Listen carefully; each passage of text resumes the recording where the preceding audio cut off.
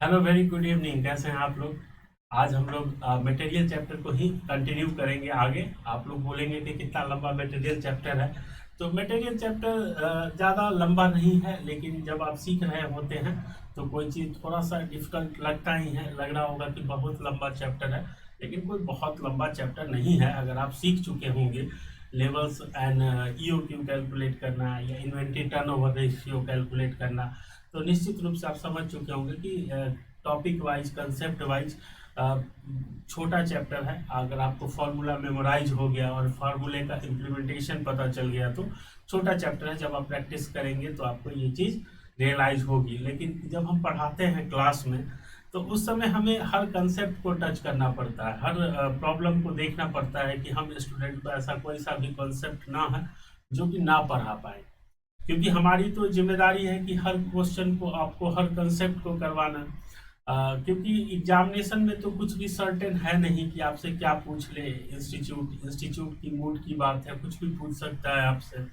तो इसलिए थोड़ा सा सीखने के टाइम क्लासेस लंबी हो जाती है। मैं कोशिश करता हूँ, आप देखिएगा कि मैं कोशिश करता हूँ कि क्लासेस छोटी रहे और आपको हर क्वेश्चन को पढ़ाते हुए, हर क्वेश्चन को कंसेप्ट वाइज पढ़ाते हुए कम से कम समय लूँ। आप वैसे भी ऑफलाइन क्लासेज आप जाते होंगे तो आपको पता ही है कि 3 to 3.5 मतलब 3.5 घंटे की क्लासेज, नॉर्मली 3 घंटे की क्लासेज हो जाती है। 1 1.5 घंटे आपका आना जाना टाइम टेबल, तो 5 to 6 आवर की क्लासेज हो जाती है। और ऑनलाइन में तो आपके पास ऑप्शन है कि अगर आपको कोई क्लासेस की रिकॉर्डिंग लंबी हो जाए तो उसको आप ब्रेक करके देख सकते हैं। हाफ क्लासेज आज देख लिया एक कंसेप्ट तक, फिर अगले कंसेप्ट से अगले क्लास में अपने टाइम के कन्वीनियंट के हिसाब से आप देख सकते हैं। तो क्लासेस कोई ज़्यादा लंबी नहीं है। एक दो स्टूडेंट ने मुझे टेक्स्ट किया था कि सर इतनी लंबी क्लासेस हम लोग कैसे देखेंगे। तो देखिए, अभी आप लोग मैं मान के चलता हूँ कि आप लोगों ने 12th किया है, फाउंडेशन किया है और इंटर में आए हैं। तो अभी आप लोगों को, आपके पास पास्ट एक्सपीरियंस नहीं है कि आप इतनी लंबी क्लासेस कर सके। तो हो सकता है कि बोरिंग लगे। लेकिन अभी देखिए, इंस्टीट्यूट ने पैटर्न भी चेंज कर दिया है कि आपको एवरी 4 मंथ पे क्लास वो एग्जामिनेशन ले रहे हैं। तो आपको पता है कि आप जिस वो आए हैं जॉब प्रोफेशन में, जिस चीज़ की आप प्रिपरेशन कर रहे हैं वो इस नहीं आसान है। आग का दरिया है और डूब के आपको जाना होगा। तो इतना आसान नहीं है कि आप मतलब मजे मजे में 1 1.5 घंटे की क्लासेस की और काम खत्म हो गया। जो लोग बोथ ग्रुप का प्रिपरेशन कर रहे हैं उनके लिए सोचिए। 7 पेपर, आई थिंक मैं गलत, कितने पेपर हैं? मेरे टाइम में 7 पेपर थे, अभी शायद 6 पेपर हैं। तो आपको देख लीजिए, 6 पेपर हैं, आपको 6 पेपर देना पड़ेगा। तो आपको कितने क्लासेस करनी पड़ेगी? जो ब्रेक करके दे रहे हैं उनके लिए तो आसान है कि भाई चलो ठीक है, एक ग्रुप दिया, 2 ग्रुप दिया। लेकिन जो दोनों ग्रुप दे रहे हैं उनको कितना टाइम देना पड़ेगा स्टडी पे। तो मैं समझ सकता हूँ आपकी प्रॉब्लम कि आप लोगों को वीडियो क्लासेस बोरिंग लगेगी। लेकिन क्या है, जो कि हम लोग रील तो बना नहीं रहे हैं कि आपके लिए 1 सेकंड, 2 मिनट, 1 मिनट का वीडियो कुछ बोल दिया और बात खत्म हो गई।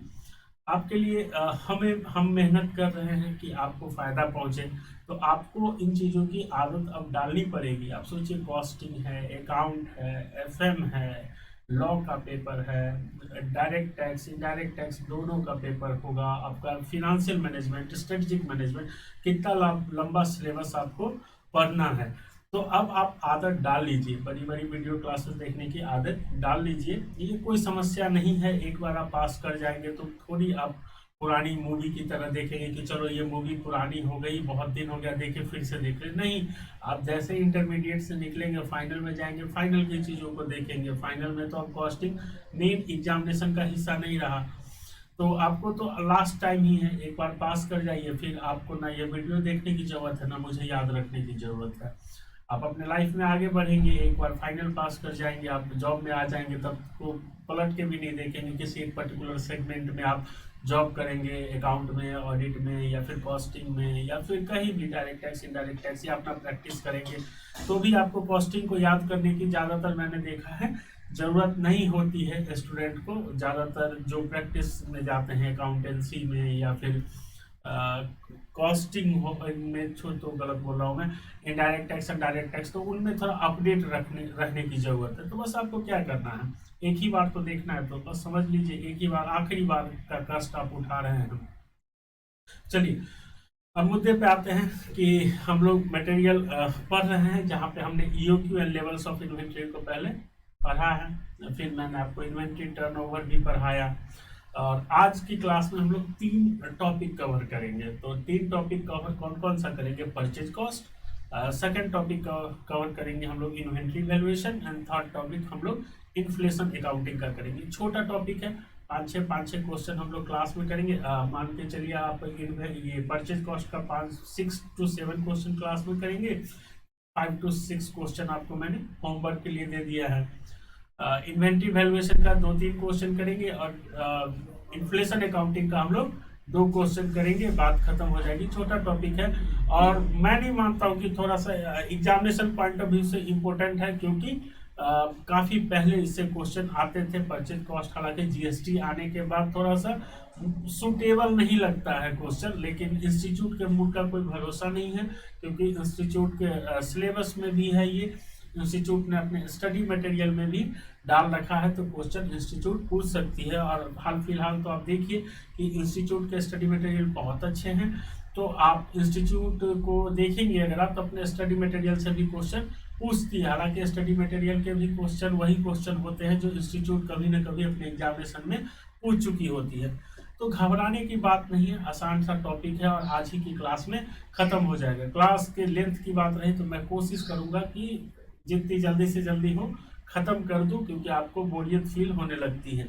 लेकिन मानिए जो कि इस चैप्टर में या कॉस्टिंग में जिनको कॉस्टिंग पसंद आया होगा, जिनके लिए बोरिंग हो गया उनके लिए तो कुछ नहीं कहा जा सकता है, लेकिन जिनको कॉस्टिंग पसंद आया होगा डेफिनेटली उन्होंने ध्यान दिया होगा कि कितना प्यारा सब्जेक्ट है, जहाँ पे आपको कुछ ज़्यादा क्या करना है कि ज़्यादा बहुत दिमाग पे प्रेशर नहीं डालना है, अपने आईक्यू को ठीक रखना है, फॉर्मूला याद होना चाहिए, फॉर्मूला का इम्प्लीमेंटेशन पता होना चाहिए। क्वेश्चन एकदम आसान है, कम से कम प्रैक्टिस में ज़्यादा से ज़्यादा मार्क्स लाने वाला ये पेपर है। तो हम लोग बात कर रहे हैं परचेज कॉस्ट की। सबसे पहला टॉपिक हमारा आज का क्या है? Purchase cost. अच्छा, हर क्लास में बोलता हूँ, 1 मिनट लगेगा, फिर से बोल देता हूँ। अगर आपको स्टडी मटेरियल यानी जितने भी क्वेश्चन हैं प्लस उनके आंसर अगर आपको चाहिए, तो डिस्क्रिप्शन में ऐप का लिंक है, वहाँ पे आप जाएंगे, ऐप डाउनलोड करेंगे, वहाँ पे जाएंगे आप, ऐप डाउनलोड करेंगे, रजिस्ट्रेशन करेंगे, और स्टडी मटेरियल वहाँ पे आपको मिल जाएगा ओनली 149 रुपीज़ के प्राइस पे। आप उसको ऐप में डाउनलोड कीजिए, और 6 मंथ की वैलिडिटी है। आप 6 मंथ में आपका काम खत्म हो जाएगा। 2 अटेम्प्ट आपको मिल जाएंगे, जिनका रिसेंट अटेम्प्ट है या कमिंग अटेम्प्ट है, तो दोनों का काम हो जाएगा। नहीं, अगर इन द केस मान लेते हैं सपोज आपका आफ्टर 1 ईयर अटेम्प्ट है, तो आपको एक बार 6 मंथ के बाद एक्सटेंशन लेना पड़ेगा, वो भी सिर्फ और सिर्फ नॉमिनल प्राइस पे। तो आइए आज का टॉपिक स्टार्ट करते हैं, और हमारा पहला टॉपिक है परचेज कॉस्ट। परचेज कॉस्ट में क्या हम लोग पढ़ते हैं? मुख्य रूप से परचेज कॉस्ट में हम लोग पढ़ते हैं, एक बार लेवल सेट हो जाए, एक बार इन्वेंट्री का लेवल सेट हो जाए कि कब कितना कहाँ से खरीदना है, कब कितना और कहाँ से खरीदना है।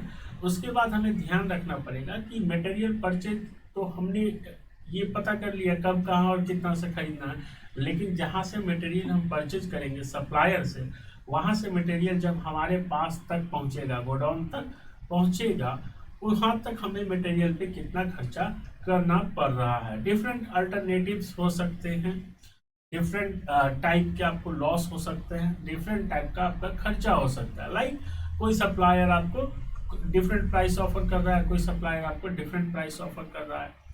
हो सकता है कि सब कम जहाँ से आप मटेरियल परचेज कर रहे हैं वहाँ से आपको अपने घर तक मंगाने के लिए, या सॉरी अपने गोडाउन तक मंगाने के लिए मटेरियल के फ्रेट पे खर्च करना पड़ रहा है। डिफरेंट हो सकता है कि मटेरियल का नेचर ऐसा हो, या फिर ऐसे भी आप जानते हैं कि अगर बड़े लॉट साइज में मटेरियल अगर हम मंगवाते हैं तो थोड़ी सी टूट फूट हो जाती है रास्ते में, या मटेरियल का नेचर ऐसा हो कि इवापोरेट हो जाए, लाइक पेट्रोल वगैरह है या स्प्रिट वगैरह में क्या है कि थोड़ा सा इवापोरेशन हो जाता है, उड़ जाता है वाष्पीकरण के थ्रू, तो वो हमारा क्या है, शॉर्टेज है मटेरियल का।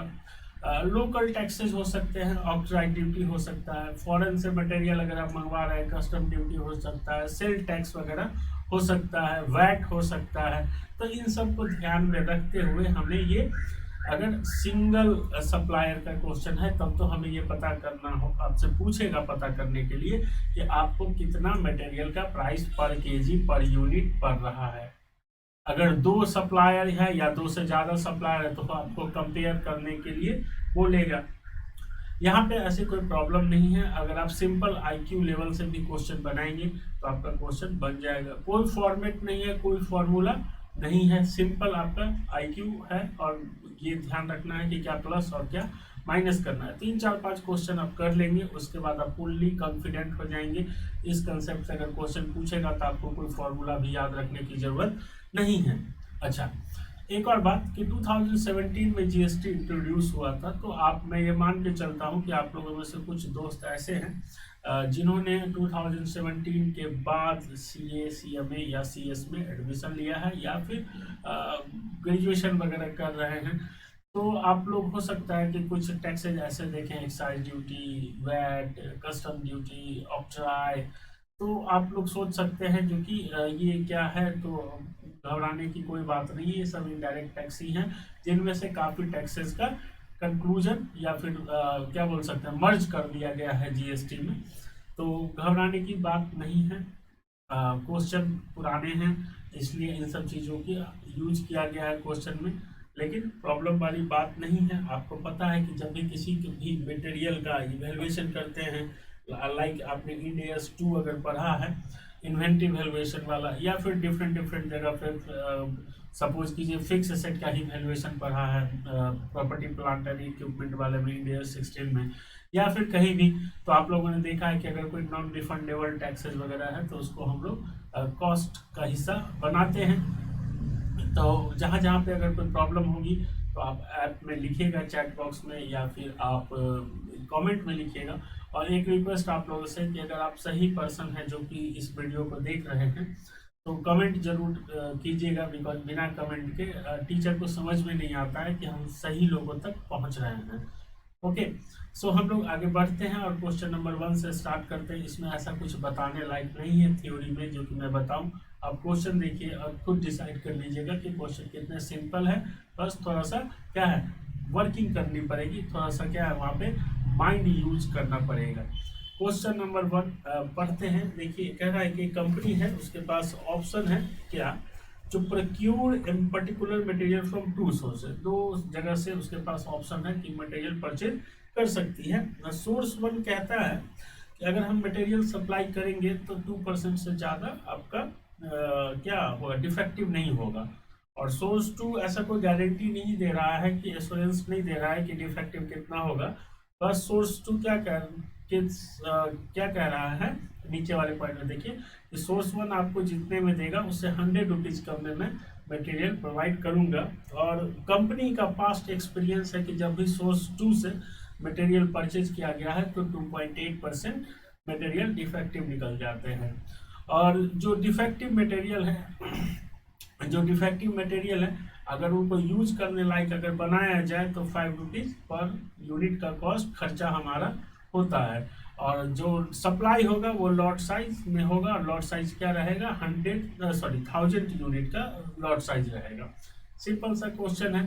क्वेश्चन में कोई डायरेक्ट इंफॉर्मेशन नहीं है कि मटेरियल का प्राइस इतना है, फ्रेट इतना है, टैक्स इतना है, ड्यूटी इतनी है, लॉसेज के बारे में इंफॉर्मेशन है। तुमको आप मटेरियल का प्राइस बताइए। आपको क्या करना है, बस 2 सोर्स को कंपेयर करना है। परचेज का कोई कॉस्ट ऐसा नहीं निकालना है, सिर्फ आपको क्वेश्चन का रिक्वायरमेंट क्या है कि दोनों सोर्स में से कौन सा ज़्यादा इकोनॉमिकल है, कम खर्चा लगने वाला। तो रिवर्स तरीके से क्वेश्चन पूछा गया है, जहाँ पे आपको सिर्फ डिफेक्ट को कंपेयर करना है, खर्चा कितना लगेगा। बस दोनों का डिफेक्ट कैलकुलेट कर लीजिए कि कितना डिफेक्ट होगा, और डिफेक्ट वाले प्रोडक्ट को बनाने में कितना पैसा लगता है वो कैलकुलेट कर लीजिए। सोर्स 2 आपको 100 रुपीज़ कम प्राइस पे दे रहा है, और सोर्स 1 का प्राइस क्या रहेगा, उससे 100 रुपये ज़्यादा। तो बस दोनों को कंपेयर कर लीजिए, आपका आंसर आपके सामने में आ जाएगा। सीए इंटरमीडिएट में पूछा गया क्वेश्चन है 2001 में। तो देखिए, इंस्टीट्यूट का क्वेश्चन है, हम लोग इस क्वेश्चन को करने की कोशिश करते हैं। तो हमें right source of buying calculate करना है, लॉट साइज 1000 यूनिट का है। आइए इस ये तो हमारा क्वेश्चन का रिक्वायरमेंट है। अब मेन सॉल्यूशन पार्ट में हम लोग चलते हैं। सोर्स वन से अगर हम लोग मटेरियल परचेज करें, सोर्स वन से मटेरियल परचेज करें तो डिफेक्टिव कितना होगा, डिफेक्टिव होगा 2% ऑफ 1000 यानी कि 20 यूनिट। और इसको ठीक करने में कितना पैसा लगेगा, cost of rectification, cost of rectification हमें लग जाएगा 20 यूनिट मल्टीप्लाई 5 रुपीज, यानी कि 100 रुपीज का खर्चा हमें हो जाएगा। सोर्स टू दिख रहा है आपको, सोर्स टू कितना डिफेक्ट होगा हमारा, पास्ट एक्सपीरियंस क्या है, बिकॉज हमें एश्योरेंस नहीं कर रहा है कि कितना होगा, लेकिन पास्ट एक्सपीरियंस के बेसिस पे हम लोग कैलकुलेट कर लेते हैं डिफेक्ट। तो डिफेक्टिव होगा कितना, 2.8% मल्टीप्लाई 1000 यूनिट, क्योंकि टोटल यूनिट यहाँ पे नहीं दिया गया है कि कितना हम परचेज कर रहे हैं, तो बस बताया गया है कि लॉट साइज 1000 का रहेगा।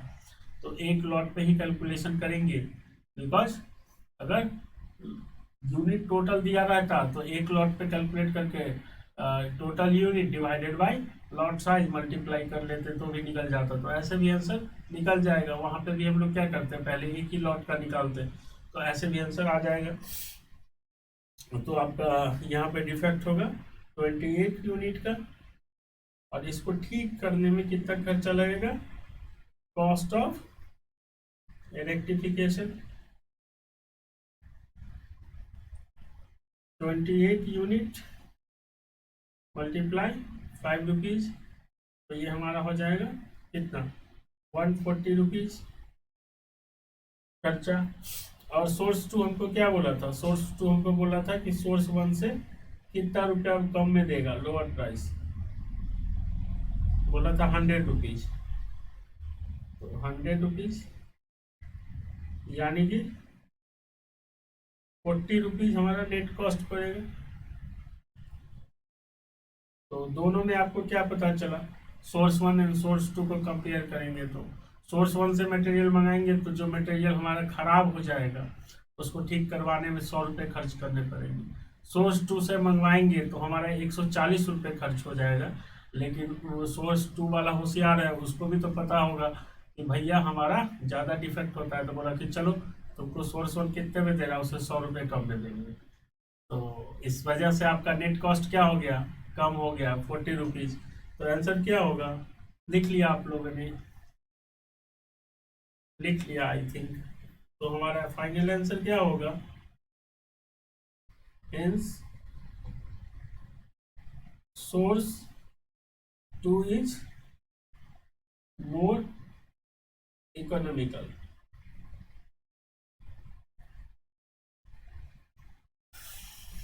ठीक है, समझ में आया, आसान क्वेश्चन था।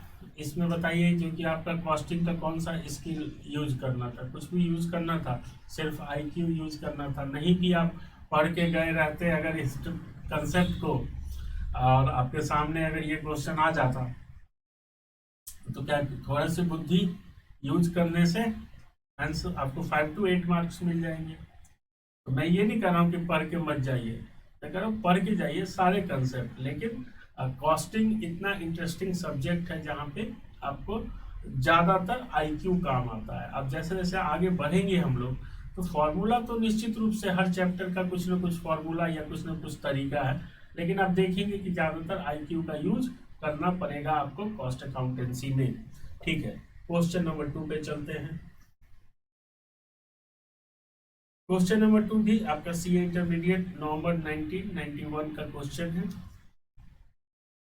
ठीक है, आप लोग में से बताइएगा कितने लोगों से ये क्वेश्चन एज में बढ़ा है और कितना बढ़ा है। ठीक है, आगे बढ़ते हैं।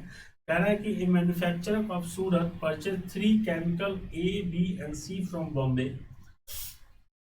The invoice gave the following information क्या है, केमिकल ए 3000 kg 4 रुपीज 20 पैसे पर kg, बी 5000 रेट दिया हुआ है, सी 2000 रेट दिया हुआ है, sale tax 2055 rupees, railway freight 1000 rupees, and total cost दे दिया गया 44,155 टोटल कॉस्ट है आपका।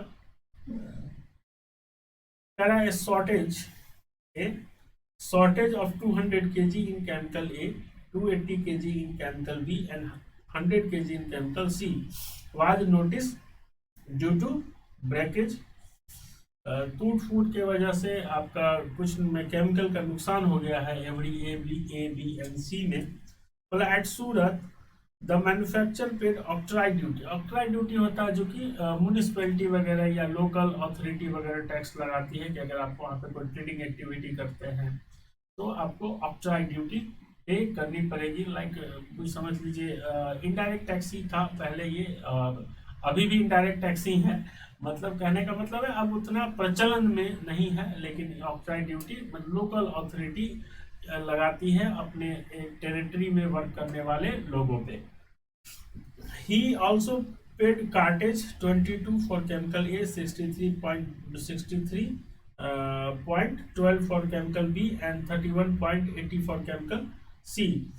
Calculate the stock rate that you would suggest for pricing issue of chemical assuming a provision of 5% toward the further deterioration। मतलब 5% और मान लो कि नुकसान हो सकता है, तो आपको इसका कैलकुलेशन करना पड़ेगा।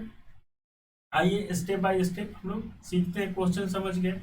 ABC एक पर्सन है बॉम्बे का, वो सूरत में जाके केमिकल परचेज कर रहा है। ABC sale tax, octroi duty, railway freight वगैरह सब दे दिया गया है।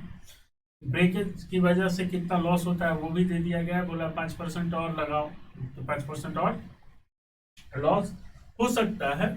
और आपको एक और चीज कार्टेज वगैरह भी दे दिया गया है। तो आपसे पूछ रहा है प्राइसिंग कीजिए इस केमिकल का, कि आप जो केमिकल परचेज कर रहे हैं पर केजी वो क्या आ रहा है प्राइस, फाइनल प्राइस पर केजी क्या आ रहा है, सब कुछ इंक्लूड एंड एक्सक्लूड करने के बाद। तो आइए ध्यान से देखिए इस क्वेश्चन को। इस क्वेश्चन में भी अगर आप देखेंगे ठीक से तो आपको क्या है, कोई फॉर्मूले की जरूरत नहीं है, जस्ट प्रेजेंटेशन एंड आपका IQ। आइए देखते हैं, पहले आंसर देख लीजिए फिर हम लोग इस पे बातें करेंगे। क्वेश्चन नंबर 2 कर रहे हैं हम लोग यहाँ पे, और दिख रहा है आपको। अच्छा, ये थोड़ा सा आंसर इसका बड़ा होगा इसलिए मैं क्वेश्चन के साथ दिखाना पॉसिबल नहीं है। एक बार मैं क्वेश्चन फिर दिखा देता हूँ आपको, अच्छे से देख लीजिए। पढ़ना है तो पढ़ लीजिए क्वेश्चन को, अदरवाइज आपसे क्या हो जाएगा, प्रॉब्लम हो जाएगी। आप भूल सकते हैं कि डेटा, क्योंकि मेरे पास सप्लीमेंट्री डेटा है, यहाँ पे डेटा अवेलेबल नहीं। अच्छा एक मिनट, पावर कट हो गया है, और हो गया।